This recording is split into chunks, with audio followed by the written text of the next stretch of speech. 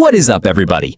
Look at your desk for a second. There's probably something sitting right there that you've never once stopped to think about. The stapler. I know, a stapler? But hear me out, because this thing has a genuinely insane backstory. French royalty, brutal 19th century patent fights, a Hollywood prop shop, and one very famous piece of red plastic that forced a major corporation to change its entire product line. Let's get into it. Here's where the story actually starts, and it starts with a pretty audacious claim.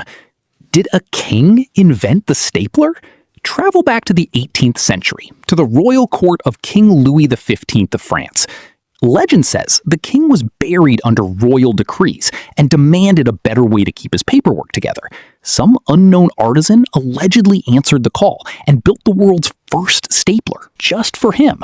And this wasn't some basic contraption. The staples were supposedly handcrafted from solid gold, encrusted with precious stones, each one stamped with the royal court's insignia. Compare that to the cheap plastic thing on your desk right now. The contrast is genuinely funny.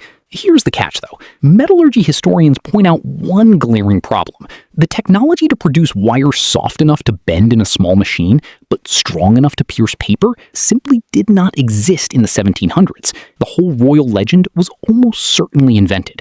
Not by a king, but by a 20th century marketing guy. His name was Jack Linsky, founder of Swingline, and he used this story to give his stapler business a touch of royal prestige. Smart move, historically dubious. Before the mechanical stapler existed, keeping papers together was a genuine ordeal. Here's what you were working with: wax and ribbon. Secure, sure, but you had to cut slits, thread silk, melt beeswax, and stamp it closed for one document. Then red tape. Yes, the phrase comes from literal red cotton tape that government clerks used to bundle official papers. They used it so often that red tape became our permanent shorthand for bureaucratic nonsense. And then straight pins, or in some places, actual plant thorns. People literally stabbed their papers together with thorns. The problems? They rusted, destroyed the paper, and clerks were constantly stabbing their own fingers and bleeding on the documents. The full pre-stapler toolkit was silk ribbons, beeswax seals, linen stitching, straight pins, and something called mucilage, a water-soluble plant glue that stained everything it touched. Try putting together a 5-page report with that. As the Industrial Revolution cranked up and global trade exploded, paperwork piled up fast. The world needed something better. Inventors in the 19th century saw the paperwork problem and smelled money. The race to build a reliable fastening machine started fast, and it got competitive. In 1866, George McGill patented a bendable brass fastener, basically the grandfather of the modern staple. You still had to push it through and bend it by hand, but it was a start. In 1877, Henry Hale patented a machine that could insert and fold the staple in one step.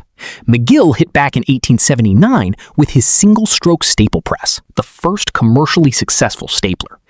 Here's what that thing actually was: 2.5 pounds of solid brass and iron, and it held exactly one staple at a time. You loaded it, slammed it down, then reloaded it just to do the next page.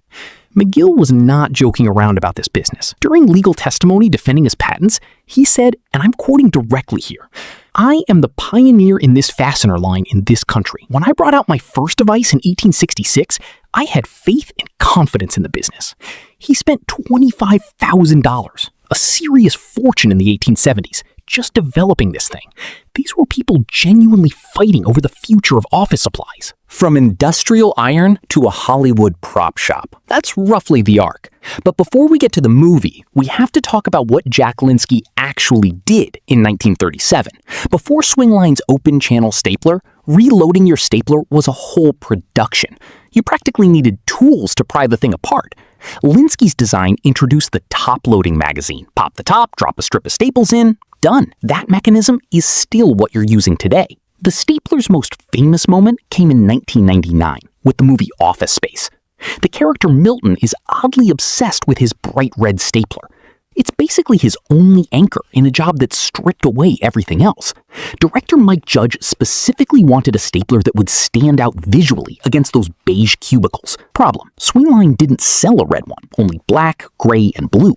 So the prop department took a standard Swingline 747, drove it to a local auto body shop, and had it custom painted Rio red. That's it. That's the origin of one of the most recognizable props in film history. The red stapler hit something real with audiences. It became shorthand for anyone who felt invisible at work, someone holding on to one small thing that was actually theirs, not because the filmmakers planned it that way. It just landed. And here's the punchline. After Office Space came out, Swingline started getting flooded with requests from fans wanting to buy the red stapler.